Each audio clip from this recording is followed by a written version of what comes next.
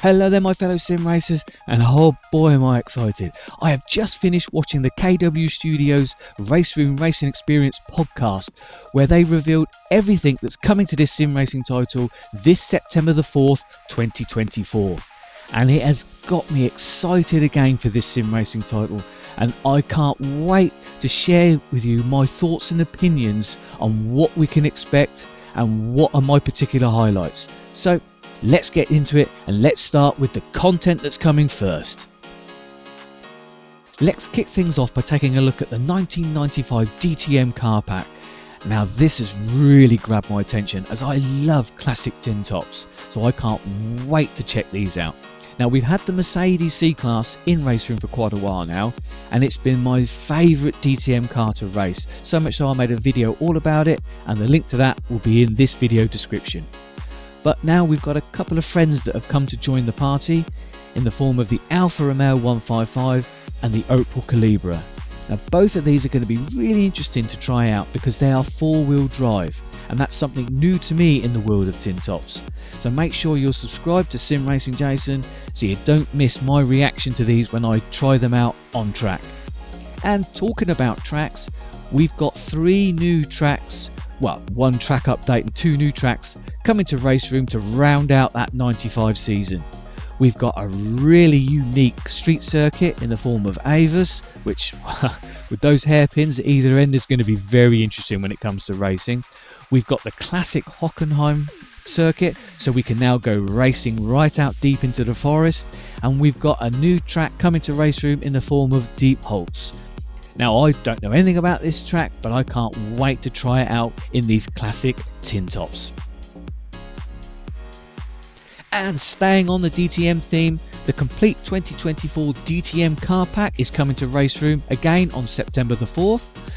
This will contain all the cars, all the drivers and all the liveries of the 2024 DTM season. And for the first time ever, Lamborghini is going to be featured in RaceRoom Racing Experience, and that's a car I'm really interested to check out because I love the look and the sound of that particular monster. They've also added in the Evo version of the McLaren, so it really has got something new in it to try and check out. So let's wrap up this look at everything that's coming to RaceRoom Racing Experience this September the 4th with a look at the graphics update. Now this turned out to be far more involved, complicated and in-depth than I initially thought it was ever going to be, because RaceRoom is based on the Race 07 engine, and the team that developed that have moved on and moved away, and because of the lack of documentation, there was nobody at KW Studios for quite some time that was able to truly unlock that game engine and make the most of multi-core CPUs and really push those monster GPUs that we have in our sim rigs. But with the hire of a new developer in the form of Thomas Janssen, who was initially hired to redo the force feedback, which transformed RaceRoom for me, he has spent the last 6 months looking at that game engine, taking it apart and working out how they can update it. And he has already transformed how this sim racing title performs and looks.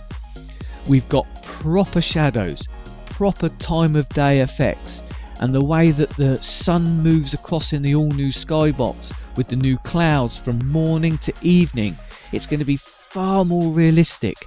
You know, he's added in motion blur, proper depth of field, so everything's just going to feel that more realistic, more immersive. And we've got new shaders for the cars, both inside and out. So when we're sat in the cockpit, that sense of immersion, that sense of realism is going to be cranked up another notch. And I can't wait to see what these effects look and feel like when we go racing. And this is just the tip of the iceberg. The more they find out about the Race 07 engine, the more they're going to be unlocking new features, and we're going to get even more performance. Even now, with the way that they render the game, we've got increased performance, we've got better FPS, we've got a smoother, more realistic looking game.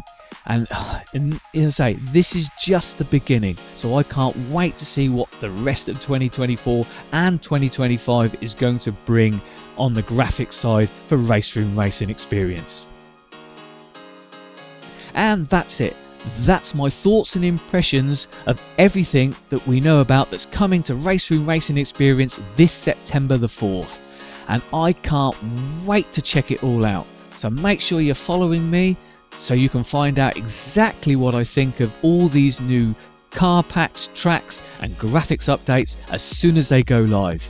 And in the meantime, happy sim racing, and let's try and patiently wait for September the 4th to roll round.